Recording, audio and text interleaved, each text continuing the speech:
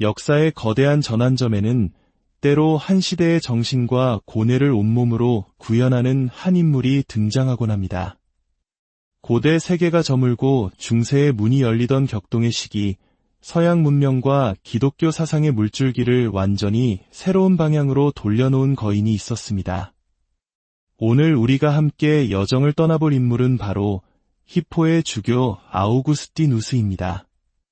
신약 성경을 제외하고 지난 2000년간 서양의 기독교 세계관과 신학에 이토록 지대한 영향을 미친 인물은 없다고 해도 과언이 아닐 것입니다.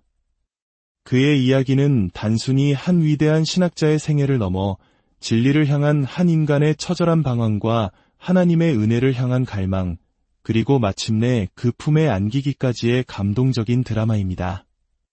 오늘 이야기가 여러분의 마음의 깊은 울림과 새로운 지혜를 선사한다면 구독과 좋아요를 통해 이 진리의 여정에 동참해 주십시오. 여러분의 작은 관심과 참여가 이 귀한 지혜의 말씀이 더 많은 이들에게 전달되는 소중한 통로가 됩니다. 이 시간을 통해 하나님의 크신 은혜와 평강이 여러분 모두와 함께하기를 진심으로 기도합니다. 이제 교회사의 흐름을 바꾸어 놓은 거인 아우구스티누스의 시대로 함께 들어가 보겠습니다. 우리의 이야기는 지금으로부터 약 1600년 전 고대 로마 제국이 서서히 저물어가던 4세기 후반에서 5세기 초반을 배경으로 합니다. 역사가들은 이 시기를 고대 말기에서 중세 초기로 넘어가는 거대한 전환기로 구분합니다. 이러한 시대 구분은 단순히 시간을 나누는 것을 넘어 한 시대의 문화와 사상, 그리고 사람들의 삶이 근본적으로 변화하고 있음을 보여주는 중요한 지표입니다. 사도들의 시대가 끝나고 혹독한 박해의 시기를 지나 콘스탄티누스 황제의 회심으로 기독교가 마침내 자유를 얻었던 때로부터 우리는 꽤 먼 길을 걸어왔습니다. 교회는 니케아와 콘스탄티노폴리스 공의회를 통해 삼위일체와 기독론이라는 가장 중요한 신학적 기둥을 세웠습니다. 바로 이 시기, 역사는 마치 중요한 순간을 잉태한 듯 엄청난 지성의 폭발을 준비하고 있었습니다. 마치 종교개혁 시대의 루터와 칼뱅을 비롯한 수많은 개혁가와 르네상스의 거장들이 한꺼번에 등장했던 것처럼 4세기 후반 교회에는 위대한 신학의 목소리들이 동시다발적으로 터져나왔습니다. 밀라노의 주교 암브로시우스, 라틴어 성경 불가타를 번역한 예로니무스, 황금의 잎이라 불린 요한 크리소스톰, 그리고 삼위일체 교리를 확립한 위대한 카파도키아 교부들인 나지안주스의 그레고리우스와 대 바실리우스. 이들은 거의 같은 세대에 태어나 서방교회의 신학적 사유를 전례 없는 깊이로 이끌었습니다. 가톨릭 교회는 이들을 교회 박사라는 칭호로 공경합니다. 이는 그들의 신학과 저술이 가톨릭 교회의 가르침과 거의 동일시될 만큼 권위 있음을 인정하는 것입니다. 물론 우리 개신교의 관점에서는 이들이 성경에 대한 깊은 묵상과 탁월한 저술을 통해 후대 교회에 얼마나 지대한 공헌을 했는지를 기리는 의미가 더 큽니다. 특히 이들 중 다수가 라틴어를 사용했기에 그들의 유산은 서방교회에 더욱 깊이 뿌리내리게 되었습니다. 그리고 이 모든 위대한 이름들 가운데서도 단연 압도적인 존재감을 드러내는 인물이 바로 아우구스티누스입니다. 그의 영향력에 대해서는 아무리 강조해도 지나치지 않습니다. 그는 고대와 중세라는 두 시대의 경계에 서서 마치 자신의 삶과 저술로 한 시대를 마감하고 새로운 시대를 열어젖힌 인물입니다. 이는 마치 루터가 중세와 근대의 경계에 서 있었던 것과 같습니다. 아우구스티누스의 저작들은 교회 역사상 가장 중요한 문헌들입니다. 신약 성경을 제외하고 그 어떤 단일 인물도 아우구스티누스만큼 후대의 모든 기독교인들의 세계관과 신학을 깊이 형성하지는 못했습니다. 그의 가장 유명한 저서 고백록을 한번 볼까요? 이 책은 단순히 위대한 고전을 넘어 자서전이라는 문학 장르 자체를 창조했다고 할 수 있습니다. 오늘날 유명인이나 정치인이 자신의 삶을 돌아보며 내면의 갈등과 성장, 도전과 실패를 솔직하게 털어놓는 자서전을 쓰는 것은 당연하게 여겨집니다. 하지만 우리 모두가 알아야 할 사실은 이처럼 자신의 영혼을 드러내고 영적 여정을 고백하는 형식의 글쓰기는 아우구스티누스 이전에는 사실상 존재하지 않았다는 것입니다. 물론 로마 시대에도 자신의 업적을 과시하는 위인전은 많았지만 그 누구도 아우구스티누스처럼 자신의 유년 시절의 죄를 고백하며 영혼의 민낯을 드러내지는 않았습니다. 고백록은 처음 출간되었을 때 그야말로 전례 없는 충격적인 작품이었습니다. 신학적인 쟁점은 어떻습니까? 은혜, 칭해, 예정, 그리고 행위와 같은 주제들. 아우구스티누스 이후에 이 주제들을 논하는 사람이라면 그가 알든 모르든 아우구스티누스가 정립한 신학적 틀과 용어 안에서 이야기하고 있는 것입니다. 특히 펠라기우스와의 논쟁을 통해 그가 세운 언제와 자유의지에 대한 가르침은 서방교회의 신학적 근간이 되었습니다. 교회 생활과 실천에 있어서도 그의 영향력은 막대합니다. 그는 성례에 대한 언어, 즉 빵과 포도주라는 표징과 그것이 가리키는 실체에 대해 논하는 방식을 정립했습니다. 또한 도나투스파와의 논쟁을 통해 교회의 거룩함과 통일성, 죄 많은 세상 속에서 밀과 가라지가 함께 자라는 교회의 본질에 대한 깊은 통찰을 남겼습니다. 이는 가톨릭뿐만 아니라 우리 개신교의 목회와 교회론에도 지대한 영향을 미쳤습니다. 심지어 정의로운 전쟁론과 같이 오늘날까지도 치열하게 논의되는 윤리적 문제에 있어서도 아우구스티누스는 선구적인 주장을 펼쳤습니다. 기독교인이 국가를 위해 군복무를 할 수 있는지, 폭력과 전쟁에 대한 기독교적 윤리는 무엇인지에 대한 그의 고찰은 21세기인 오늘날에도 여전히 중요한 시금석이 되고 있습니다. 이처럼 그의 영향력은 끝이 없습니다. 그렇기에 우리는 먼저 아우구스티누스가 어떤 시대적, 문화적 배경 속에서 등장했는지를 깊이 이해해야 합니다. 많은 사람들이 간과하는 몇 가지 중요한 맥락이 있습니다. 첫째, 아우구스티누스는 북아프리카 사람이었습니다. 그는 스스로를 포에니라고 불렀는데 이는 로마와 카르타고가 벌였던 포에니, 전쟁의 후예라는 자부심을 드러내는 표현입니다. 그는 자신의 후기 서신에서 나는 아프리카인을 위해 글을 쓰는 아프리카인이다 라고 당당하게 밝힐 만큼 자신의 정체성을 자랑스러워했습니다. 여기서 흔히 하는 오해가 있습니다. 우리는 아우구스티누스의 회심 이야기를 들으며 그가 살았던 북아프리카를 미신과 이교가 가득한 곳으로 상상하기 쉽습니다. 하지만 실제는 정반대였습니다. 당시 북아프리카 기독교는 오늘날 미국의 바이블 벨트처럼 매우 열정적이고 신앙심이 깊은 곳이었습니다. 그곳의 기독교는 이미 독자적인 문화적 특성을 지닐 만큼 강력했습니다. 교회가 충분히 도덕적으로 순결하지 않다고 느끼자 교회를 떠나버린 도나투스파가 바로 이 지역에서 생겨났다는 사실을 기억해야 합니다. 그들의 신앙은 타협을 모르는 순수함을 추구했습니다. 물론 그곳의 모든 사람이 기독교인은 아니었지만 아우구스티누스는 기독교적 가치관이 팽배한 환경에서 자라난 청년이었습니다. 그는 어머니 모니카로부터 받은 신앙의 요람을 떠나 로마와 밀라노라는 대도시의 화려함과 타락 속으로 뛰어들었습니다. 이 배경을 이해하지 못하면 그의 청년 시절을 지배했던 그 깊은 죄책감과 고뇌의 참 불안을 제대로 이해할 수 없습니다. 그는 기독교 세계의 영향을 받으며 자라나 그 세계의 일부가 되고 싶다는 열망을 느꼈지만 동시에 지적인 교만과 육체적 쾌락에 대한 욕망이 그의 판단을 흐리게 했던 그런 고통받는 영혼이었습니다. 둘째, 그가 살았던 시대는 로마 제국의 서방이 무너져 내리던 때였습니다.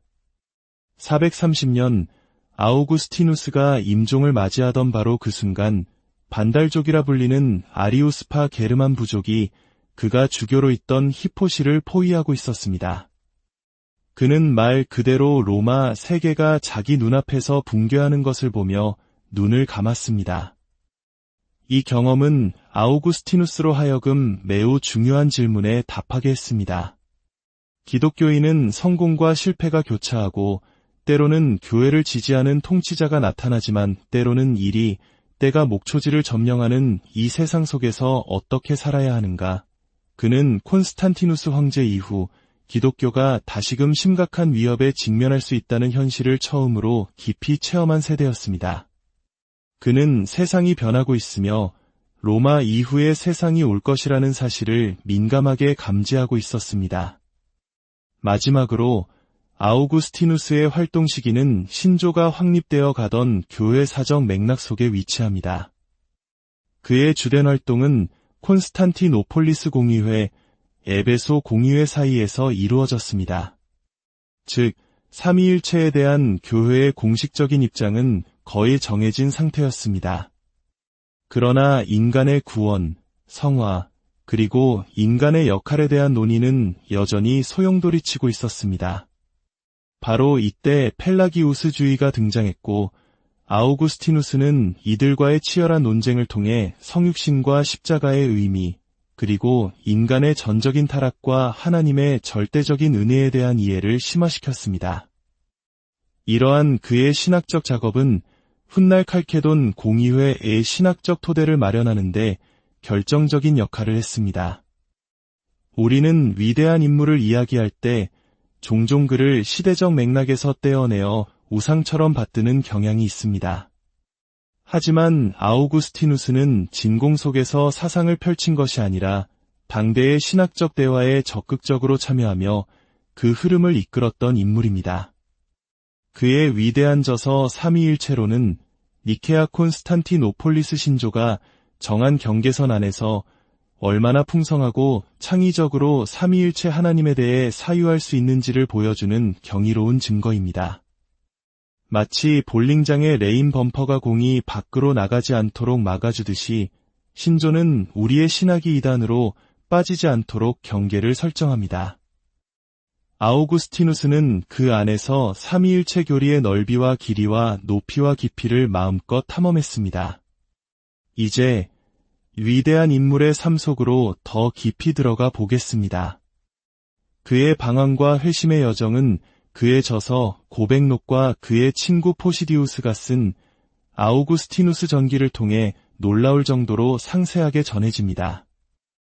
아우구스티누스는 354년 북아프리카의 작은 도시 타가스테에서 태어났습니다.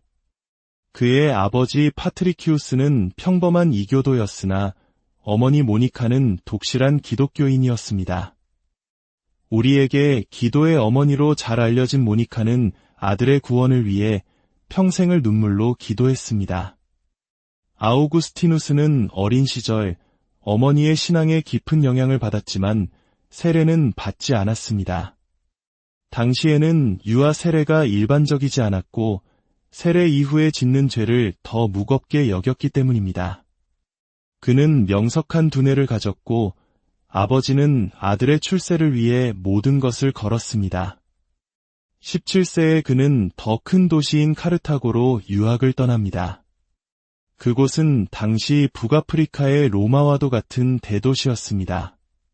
그곳에서 그는 수사학, 즉 웅변술을 공부하며 최고의 지성인으로 성장했지만 동시에 방탕한 생활에 빠져들었습니다. 이 시기 그는 마니교에 심취하게 됩니다. 마니교는 세상의 선과 악, 빛과 어둠을 극단적으로 나누는 이원론적 사상이었습니다. 이 사상은 내 자신의 내면에 선을 향한 갈망과 악을 향한 욕망이 끊임없이 충돌하는지에 대한 그럴듯한 설명을 제공해 주었습니다. 또한 마니교는 성경의 문자적 해석 문제를 집요하게 파고들며 기독교를 조롱했습니다. 그들은 하나님이 팔과 얼굴을 가졌다는 구약의 묘사를 비웃으며 어떻게 신을 그런 유치한 은유로 묘사할 수 있냐고 비판했습니다. 이 경험은 아우구스티누스에게 성경을 어떻게 해석해야 하는가에 대한 깊은 고민을 남겼고 훗날 그가 암브로시우스를 만나 성경의 비유적, 영적 해석의 깊이를 깨닫는 중요한 계기가 됩니다.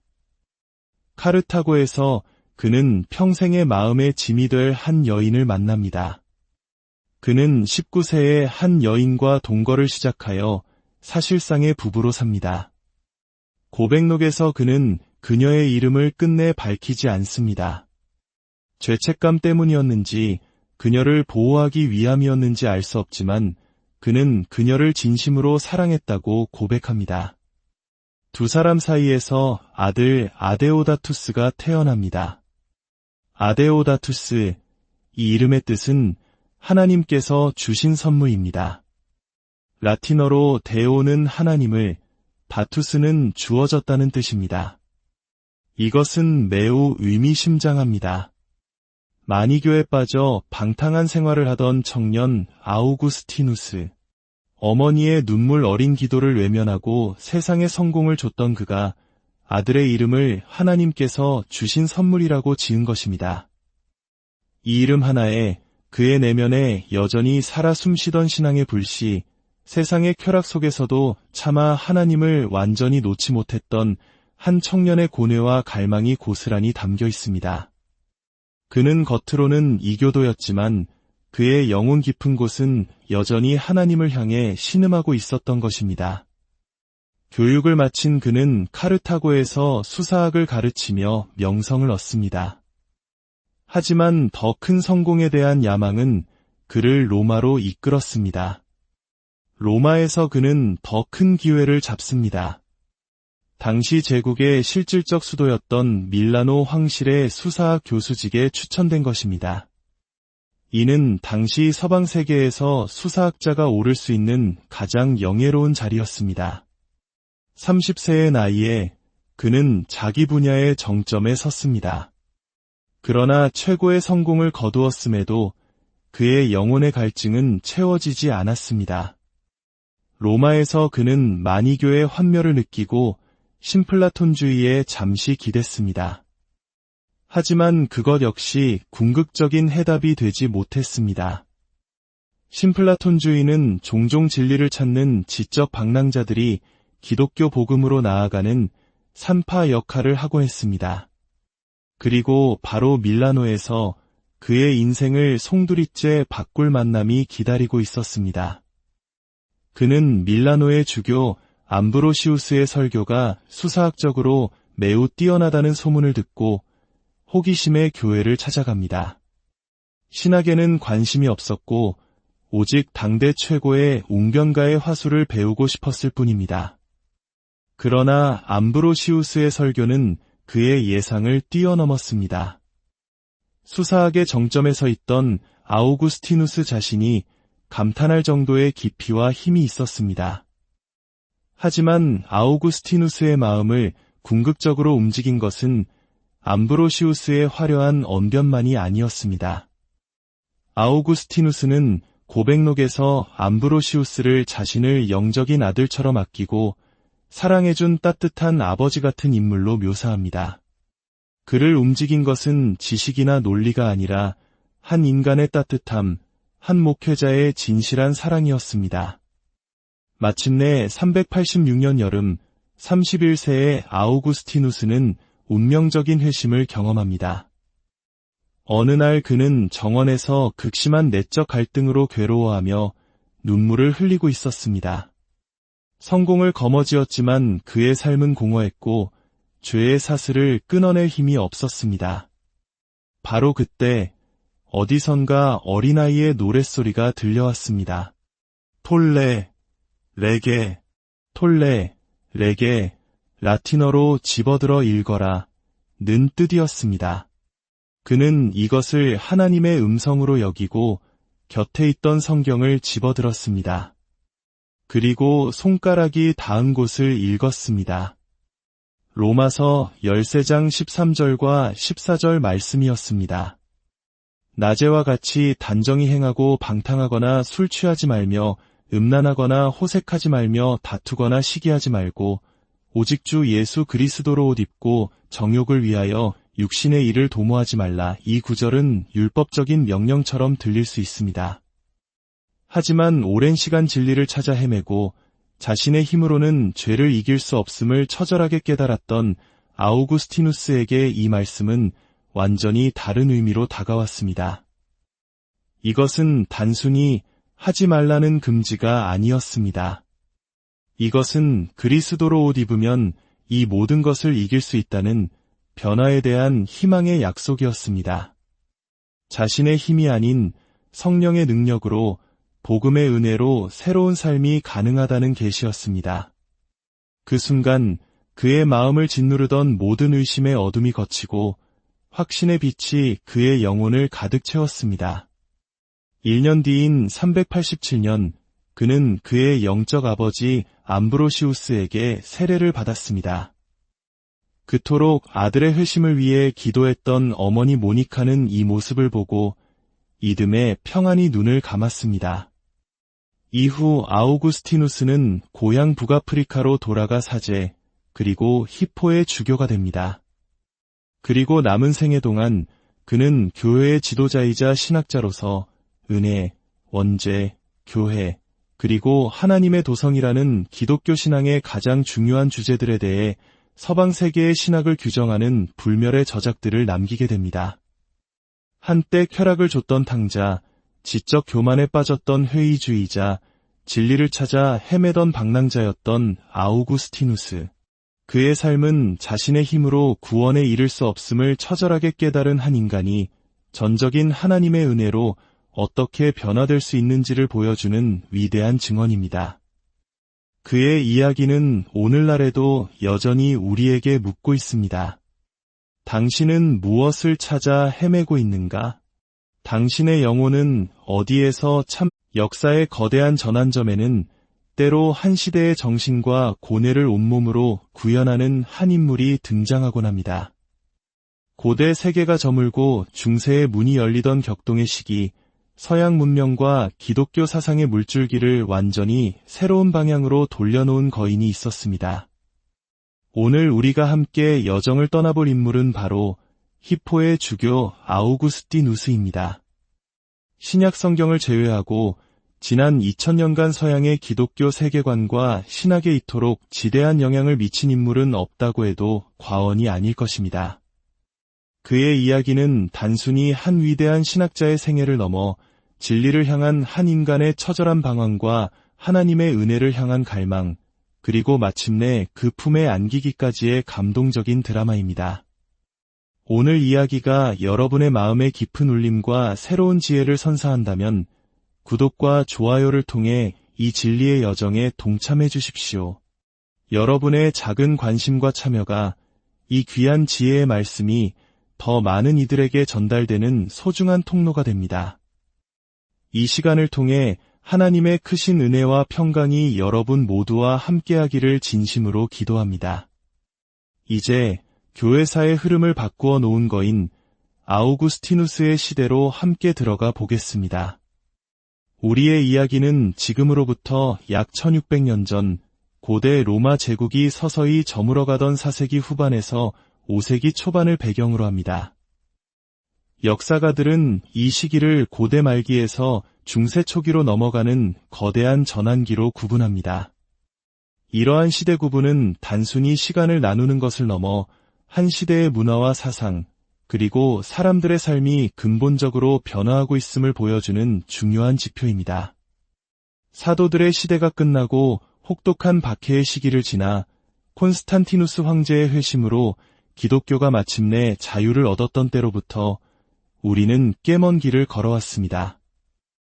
교회는 니케아와 콘스탄티노폴리스 공의회를 통해 삼위일체와 기독론이라는 가장 중요한 신학적 기둥을 세웠습니다. 바로 이 시기, 역사는 마치 중요한 순간을 잉태한 듯 엄청난 지성의 폭발을 준비하고 있었습니다. 마치 종교개혁 시대의 루터와 칼뱅을 비롯한 수많은 개혁가와 르네상스의 거장들이 한꺼번에 등장했던 것처럼 4세기 후반 교회에는 위대한 신학의 목소리들이 동시다발적으로 터져나왔습니다. 밀라노의 주교 암브로시우스, 라틴어 성경 불가타를 번역한 예로니무스, 황금의 잎이라 불린 요한 크리소스톰, 그리고 삼위일체 교리를 확립한 위대한 카파도키아 교부들인 나지안주스의 그레고리우스와 대 바실리우스. 이들은 거의 같은 세대에 태어나 서방교회의 신학적 사유를 전례 없는 깊이로 이끌었습니다. 가톨릭 교회는 이들을 교회 박사라는 칭호로 공경합니다. 이는 그들의 신학과 저술이 가톨릭 교회의 가르침과 거의 동일시될 만큼 권위 있음을 인정하는 것입니다. 물론 우리 개신교의 관점에서는 이들이 성경에 대한 깊은 묵상과 탁월한 저술을 통해 후대 교회에 얼마나 지대한 공헌을 했는지를 기리는 의미가 더 큽니다. 특히 이들 중 다수가 라틴어를 사용했기에 그들의 유산은 서방 교회에 더욱 깊이 뿌리내리게 되었습니다. 그리고 이 모든 위대한 이름들 가운데서도 단연 압도적인 존재감을 드러내는 인물이 바로 아우구스티누스입니다. 그의 영향력에 대해서는 아무리 강조해도 지나치지 않습니다. 그는 고대와 중세라는 두 시대의 경계에 서서 마치 자신의 삶과 저술로 한 시대를 마감하고 새로운 시대를 열어젖힌 인물입니다. 이는 마치 루터가 중세와 근대의 경계에 서 있었던 것과 같습니다. 아우구스티누스의 저작들은 교회 역사상 가장 중요한 문헌들입니다. 신약 성경을 제외하고 그 어떤 단일 인물도 아우구스티누스만큼 후대의 모든 기독교인들의 세계관과 신학을 깊이 형성하지는 못했습니다. 그의 가장 유명한 저서 고백록을 한번 볼까요? 이 책은 단순히 위대한 고전을 넘어 자서전이라는 문학 장르 자체를 창조했다고 할 수 있습니다. 오늘날 유명인이나 정치인이 자신의 삶을 돌아보며 내면의 갈등과 성장, 도전과 실패를 솔직하게 털어놓는 자서전을 쓰는 것은 당연하게 여겨집니다. 하지만 우리 모두가 알아야 할 사실은 이처럼 자신의 영혼을 드러내고 영적 여정을 고백하는 형식의 글쓰기는 아우구스티누스 이전에는 사실상 존재하지 않았다는 것입니다. 물론 로마 시대에도 자신의 업적을 과시하는 위인전은 많았지만 그 누구도 아우구스티누스처럼 자신의 유년 시절의 죄를 고백하며 영혼의 민낯을 드러내지는 않았습니다. 고백록은 처음 출간되었을 때 그야말로 전례 없는 충격적인 작품이었습니다. 신학적인 쟁점은 어떻습니까? 은혜, 칭해, 예정, 그리고 행위와 같은 주제들. 아우구스티누스 이후에 이 주제들을 논하는 사람이라면 그가 알든 모르든 아우구스티누스가 정립한 신학적 틀과 용어 안에서 이야기하고 있는 것입니다. 특히 펠라기우스와의 논쟁을 통해 그가 세운 언제와 자유의지에 대한 가르침은 서방교회의 신학적 근간이 되었습니다. 교회 생활과 실천에 있어서도 그의 영향력은 막대합니다. 그는 성례에 대한 언어, 즉 빵과 포도주라는 표징과 그것이 가리키는 실체에 대해 논하는 방식을 정립했습니다. 또한 도나투스파와의 논쟁을 통해 교회의 거룩함과 통일성, 죄 많은 세상 속에서 밀과 가라지가 함께 자라는 교회의 본질에 대한 깊은 통찰을 남겼습니다. 이는 가톨릭뿐만 아니라 우리 개신교의 목회와 교회론에도 지대한 영향을 미쳤습니다. 심지어 정의로운 전쟁론과 같이 오늘날까지도 치열하게 논의되는 윤리적 문제에 있어서도 아우구스티누스는 선구적인 주장을 펼쳤습니다. 기독교인이 국가를 위해 군복무를 할 수 있는지, 폭력과 전쟁에 대한 기독교적 윤리는 무엇인지에 대한 그의 고찰은 21세기인 오늘날에도 여전히 중요한 시금석이 되고 있습니다. 이처럼 그의 영향력은 끝이 없습니다. 그렇기에 우리는 먼저 아우구스티누스가 어떤 시대적, 문화적 배경 속에서 등장했는지를 깊이 이해해야 합니다. 많은 사람들이 간과하는 몇 가지 중요한 맥락이 있습니다. 첫째, 아우구스티누스는 북아프리카 사람이었습니다. 그는 스스로를 포에니라고 불렀는데 이는 로마와 카르타고가 벌였던 포에니, 전쟁의 후예라는 자부심을 드러내는 표현입니다. 그는 자신의 후기 서신에서 나는 아프리카인을 위해 글을 쓰는 아프리카인이다 라고 당당하게 밝힐 만큼 자신의 정체성을 자랑스러워했습니다. 여기서 흔히 하는 오해가 있습니다. 우리는 아우구스티누스의 회심 이야기를 들으며 그가 살았던 북아프리카를 미신과 이교가 가득한 곳으로 상상하기 쉽습니다. 하지만 실제는 정반대였습니다. 당시 북아프리카 기독교는 오늘날 미국의 바이블 벨트처럼 매우 열정적이고 신앙심이 깊은 곳이었습니다. 그곳의 기독교는 이미 독자적인 문화적 특성을 지닐 만큼 강력했습니다. 교회가 충분히 도덕적으로 순결하지 않다고 느끼자 교회를 떠나버린 도나투스파가 바로 이 지역에서 생겨났다는 사실을 기억해야 합니다.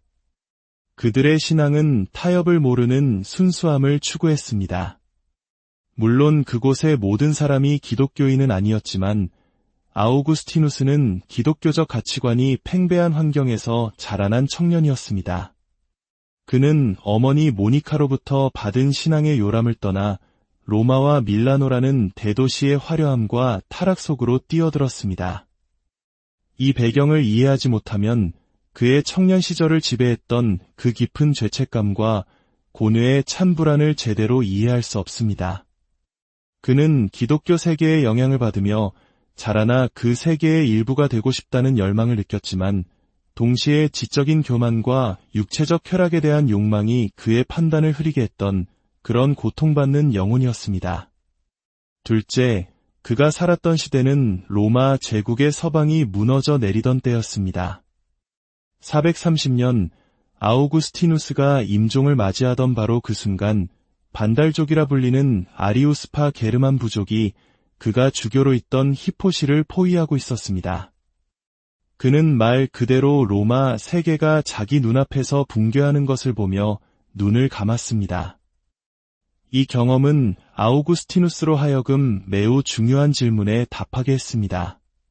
기독교인은 성공과 실패가 교차하고 때로는 교회를 지지하는 통치자가 나타나지만 때로는 일이 때가 목초지를 점령하는 이 세상 속에서 어떻게 살아야 하는가? 그는 콘스탄티누스 황제 이후 기독교가 다시금 심각한 위협에 직면할 수 있다는 현실을 처음으로 깊이 체험한 세대였습니다. 그는 세상이 변하고 있으며 로마 이후의 세상이 올 것이라는 사실을 민감하게 감지하고 있었습니다. 마지막으로 아우구스티누스의 활동 시기는 신조가 확립되어 가던 교회 사정 맥락 속에 위치합니다. 그의 주된 활동은 콘스탄티노폴리스 공의회, 에베소 공의회 사이에서 이루어졌습니다. 즉, 삼위일체에 대한 교회의 공식적인 입장은 거의 정해진 상태였습니다.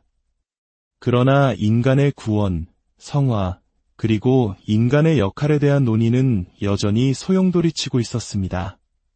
바로 이때 펠라기우스주의가 등장했고 아우구스티누스는 이들과의 치열한 논쟁을 통해 성육신과 십자가의 의미, 그리고 인간의 전적인 타락과 하나님의 절대적인 은혜에 대한 이해를 심화시켰습니다. 이러한 그의 신학적 작업은 훗날 칼케돈 공의회의 신학적 토대를 마련하는데 결정적인 역할을 했습니다. 우리는 위대한 인물을 이야기할 때 종종 그를 시대적 맥락에서 떼어내어 우상처럼 받드는 경향이 있습니다. 하지만 아우구스티누스는 진공 속에서 사상을 펼친 것이 아니라 당대의 신학적 대화에 적극적으로 참여하며 그 흐름을 이끌었던 인물입니다. 그의 위대한 저서 삼위일체론은 니케아 콘스탄티노폴리스 신조가 정한 경계선 안에서 얼마나 풍성하고 창의적으로 삼위일체 하나님에 대해 사유할 수 있는지를 보여주는 경이로운 증거입니다. 마치 볼링장의 레인 범퍼가 공이 밖으로 나가지 않도록 막아주듯이 신조는 우리의 신학이 이단으로 빠지지 않도록 경계를 설정합니다. 아우구스티누스는 그 안에서 삼위일체 교리의 넓이와 길이와 높이와 깊이를 마음껏 탐험했습니다. 이제 위대한 인물의 삶 속으로 더 깊이 들어가 보겠습니다. 그의 방황과 회심의 여정은 그의 저서 고백록과 그의 친구 포시디우스가 쓴 아우구스티누스 전기를 통해 놀라울 정도로 상세하게 전해집니다. 아우구스티누스는 354년 북아프리카의 작은 도시 타가스테에서 태어났습니다. 그의 아버지 파트리키우스는 평범한 이교도였으나 어머니 모니카는 독실한 기독교인이었습니다. 우리에게 기도의 어머니로 잘 알려진 모니카는 아들의 구원을 위해 평생을 눈물로 기도했습니다. 아우구스티누스는 어린 시절 어머니의 신앙에 깊은 영향을 받았지만 세례는 받지 않았습니다. 당시에는 유아 세례가 일반적이지 않았고 세례 이후에 짓는 죄를 더 무겁게 여겼기 때문입니다. 그는 명석한 두뇌를 가졌고 아버지는 아들의 출세를 위해 모든 것을 걸었습니다. 17세에 그는 더 큰 도시인 카르타고로 유학을 떠납니다. 그곳은 당시 북아프리카의 로마와도 같은 대도시였습니다. 그곳에서 그는 수사학, 즉 웅변술을 공부하며 최고의 지성인으로 성장했지만 동시에 방탕한 생활에 빠져들었습니다. 이 시기 그는 마니교에 심취하게 됩니다. 마니교는 세상의 선과 악, 빛과 어둠을 극단적으로 나누는 이원론적 사상이었습니다. 이 사상은 왜 자신의 내면에 선을 향한 갈망과 악을 향한 욕망이 끊임없이 충돌하는지에 대한 그럴듯한 설명을 제공해 주었습니다. 또한 마니교는 성경의 문자적 해석 문제를 집요하게 파고들며 기독교를 조롱했습니다. 그들은 하나님이 팔과 얼굴을 가졌다는 구약의 묘사를 비웃으며 어떻게 신을 그런 유치한 은유로 묘사할 수 있냐고 비판했습니다. 이 경험은 아우구스티누스에게 성경을 어떻게 해석해야 하는가에 대한 깊은 고민을 남겼고 훗날 그가 암브로시우스를 만나 성경의 비유적, 영적 해석의 깊이를 깨닫는 중요한 계기가 됩니다. 카르타고에서 그는 평생의 마음의 짐이 될 한 여인을 만납니다. 그는 19세에 한 여인과 동거를 시작하여 사실상의 부부로 삽니다. 고백록에서 그는 그녀의 이름을 끝내 밝히지 않습니다. 죄책감 때문이었는지 그녀를 보호하기 위함이었는지 알 수 없지만 그는 그녀를 진심으로 사랑했다고 고백합니다. 두 사람 사이에서 아들 아데오다투스가 태어납니다. 아데오다투스, 이 이름의 뜻은 하나님께서 주신 선물입니다.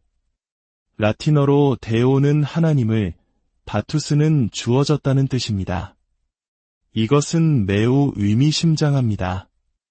마니교에 빠져 방탕한 생활을 하던 청년 아우구스티누스, 어머니의 눈물 어린 기도를 외면하고 세상에 성공을 줬던 그가 아들의 이름을 하나님께서 주신 선물이라고 지은 것입니다.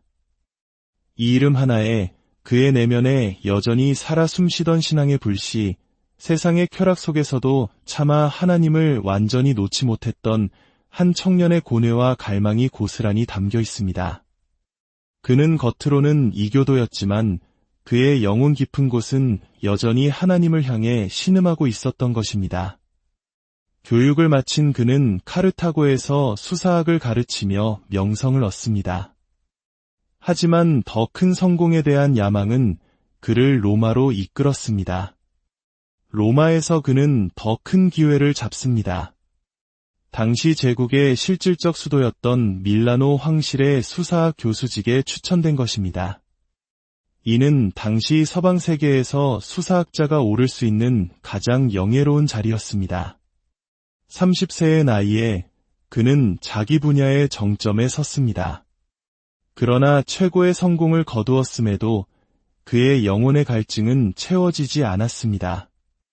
로마에서 그는 마니교의 환멸을 느끼고 신플라톤주의에 잠시 기댔습니다.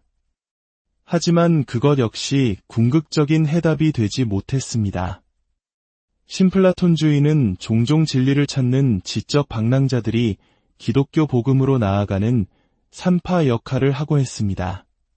그리고 바로 밀라노에서 그의 인생을 송두리째 바꿀 만남이 기다리고 있었습니다.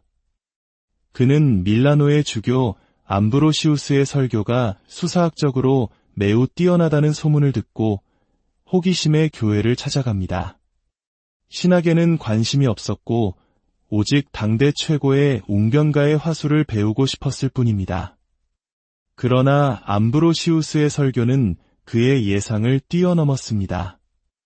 수사학의 정점에 서 있던 아우구스티누스 자신이 감탄할 정도의 깊이와 힘이 있었습니다. 하지만 아우구스티누스의 마음을 궁극적으로 움직인 것은 암브로시우스의 화려한 언변만이 아니었습니다. 아우구스티누스는 고백록에서 암브로시우스를 자신을 영적인 아들처럼 아끼고 사랑해준 따뜻한 아버지 같은 인물로 묘사합니다. 그를 움직인 것은 지식이나 논리가 아니라 한 인간의 따뜻함, 한 목회자의 진실한 사랑이었습니다. 마침내 386년 여름 31세의 아우구스티누스는 운명적인 회심을 경험합니다. 어느 날 그는 정원에서 극심한 내적 갈등으로 괴로워하며 눈물을 흘리고 있었습니다. 성공을 거머쥐었지만 그의 삶은 공허했고 죄의 사슬을 끊어낼 힘이 없었습니다. 바로 그때 어디선가 어린아이의 노랫소리가 들려왔습니다. 톨레, 레게, 톨레, 레게, 라틴어로 집어들어 읽어라 는 뜻이었습니다. 그는 이것을 하나님의 음성으로 여기고 곁에 있던 성경을 집어들었습니다. 그리고 손가락이 닿은 곳을 읽었습니다. 로마서 13장 13절과 14절 말씀이었습니다. 낮에와 같이 단정히 행하고 방탕하거나 술 취하지 말며 음란하거나 호색하지 말며 다투거나 시기하지 말고 오직 주 예수 그리스도로 옷 입고 정욕을 위하여 육신의 일을 도모하지 말라. 이 구절은 율법적인 명령처럼 들릴 수 있습니다.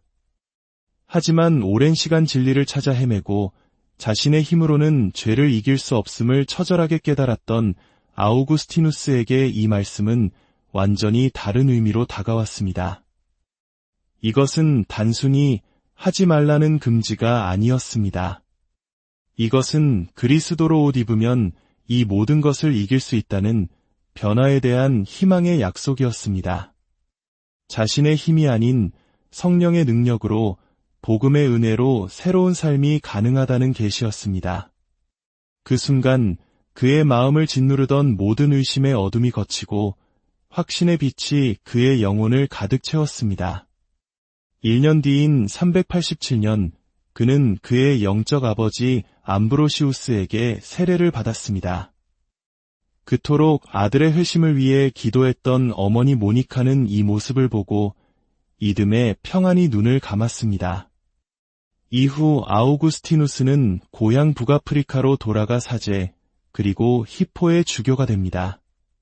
그리고 남은 생애 동안 그는 교회의 지도자이자 신학자로서 은혜, 원죄, 교회, 그리고 하나님의 도성이라는 기독교 신앙의 가장 중요한 주제들에 대해 서방 세계의 신학을 규정하는 불멸의 저작들을 남기게 됩니다. 한때 쾌락을 줬던 탕자, 지적 교만에 빠졌던 회의주의자, 진리를 찾아 헤매던 방랑자였던 아우구스티누스.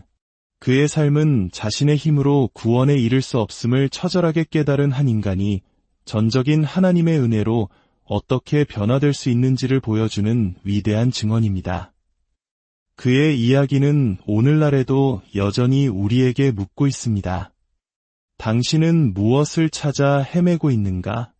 당신의 영혼은 어디에서 참? 역사의 거대한 전환점에는 때로 한 시대의 정신과 고뇌를 온몸으로 구현하는 한 인물이 등장하곤 합니다.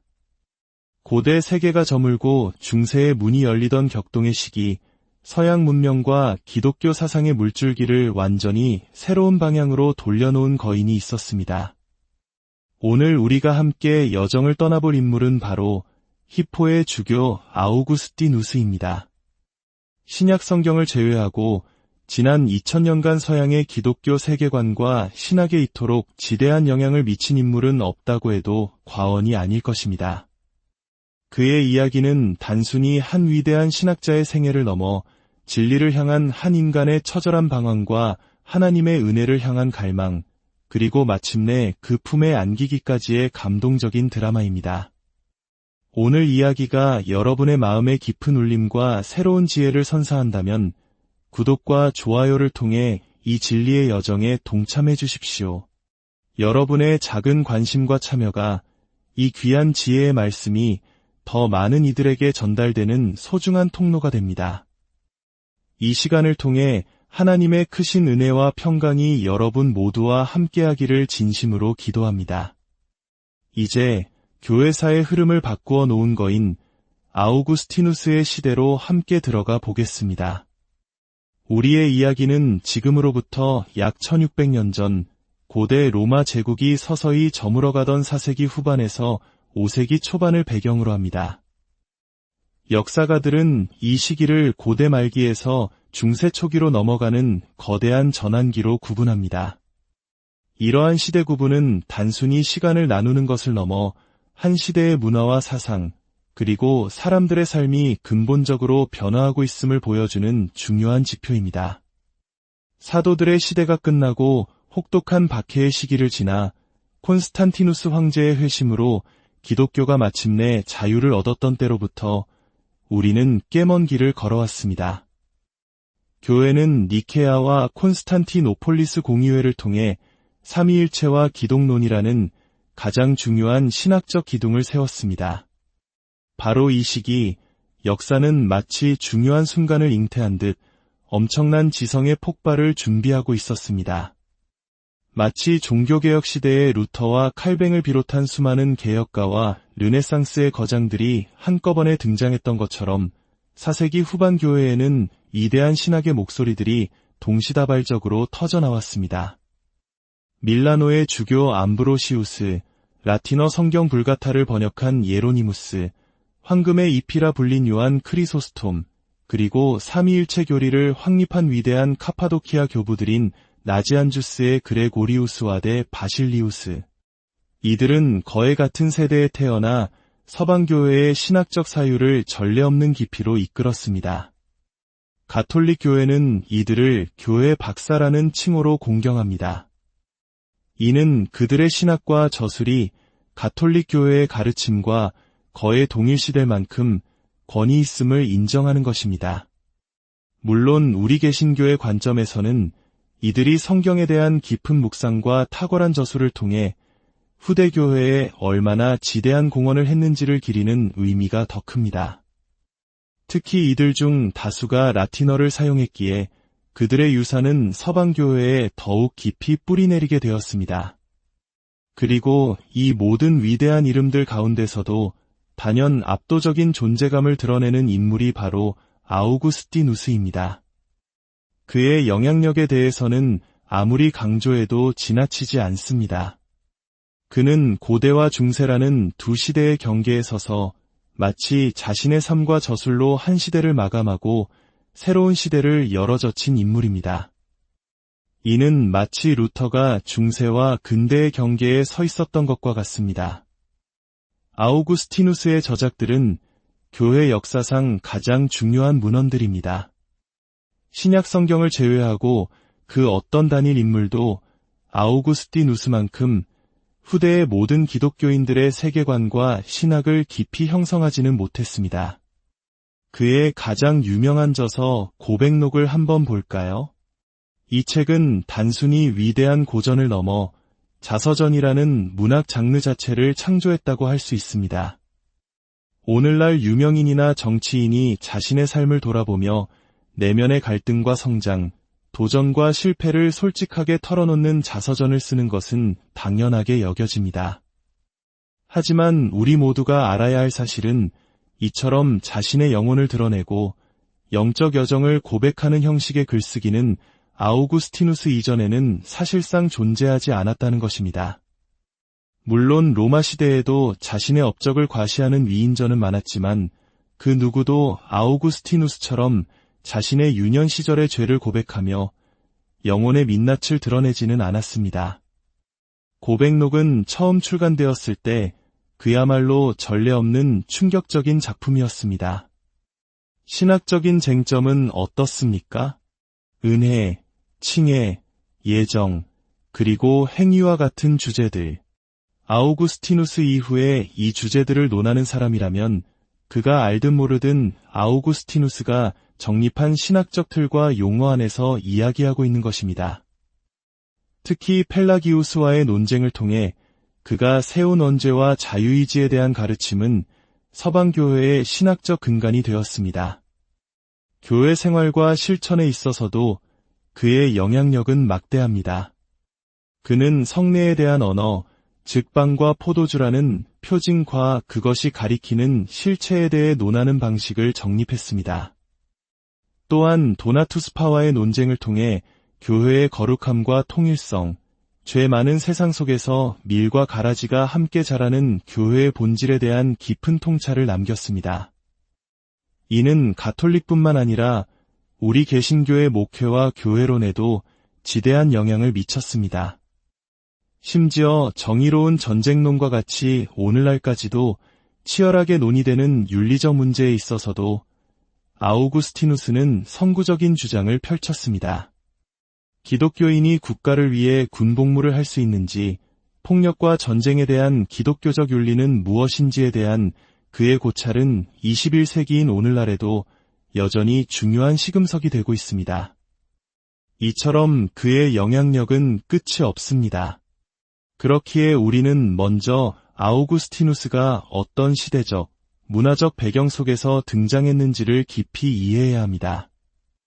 많은 사람들이 간과하는 몇 가지 중요한 맥락이 있습니다. 첫째, 아우구스티누스는 북아프리카 사람이었습니다. 그는 스스로를 포에니라고 불렀는데 이는 로마와 카르타고가 벌였던 포에니, 전쟁의 후예라는 자부심을 드러내는 표현입니다. 그는 자신의 후기 서신에서 나는 아프리카인을 위해 글을 쓰는 아프리카인이다 라고 당당하게 밝힐 만큼 자신의 정체성을 자랑스러워했습니다. 여기서 흔히 하는 오해가 있습니다. 우리는 아우구스티누스의 회심 이야기를 들으며 그가 살았던 북아프리카를 미신과 이교가 가득한 곳으로 상상하기 쉽습니다. 하지만 실제는 정반대였습니다.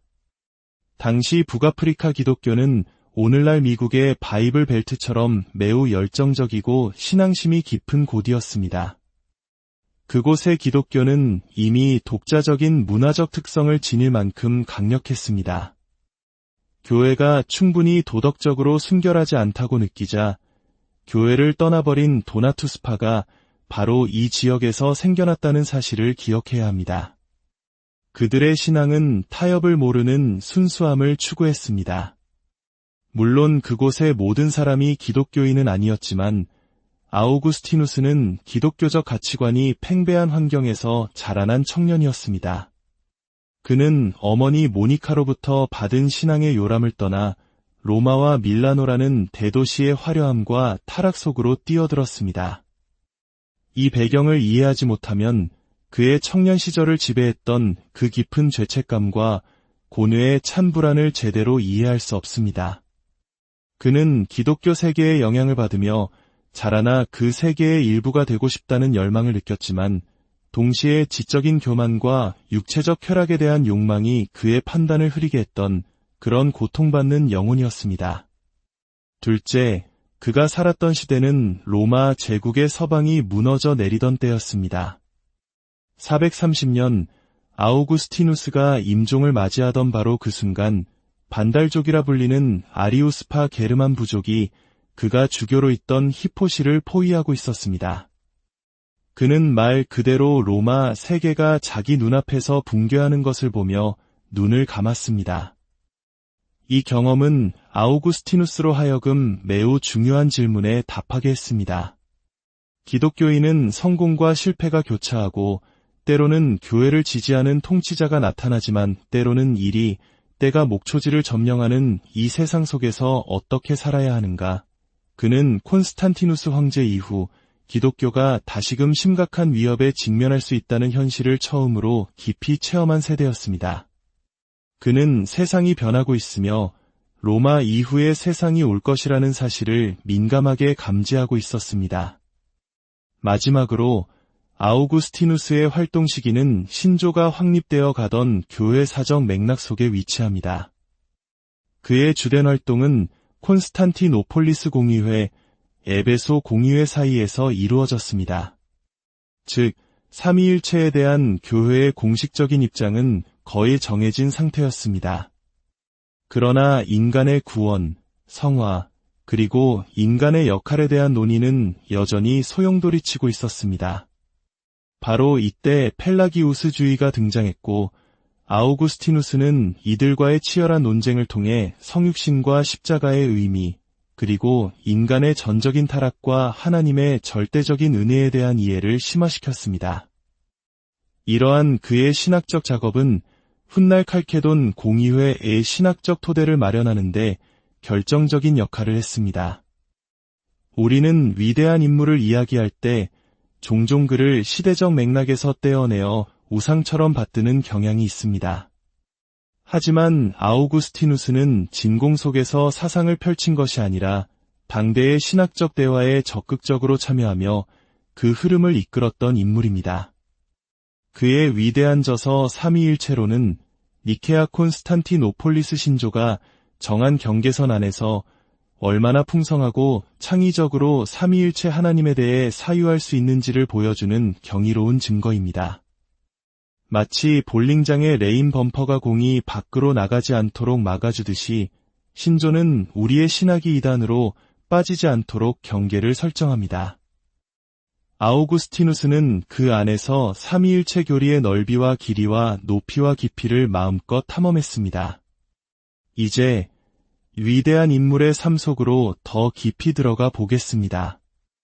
그의 방황과 회심의 여정은 그의 저서 고백록과 그의 친구 포시디우스가 쓴 아우구스티누스 전기를 통해 놀라울 정도로 상세하게 전해집니다. 아우구스티누스는 354년 북아프리카의 작은 도시 타가스테에서 태어났습니다.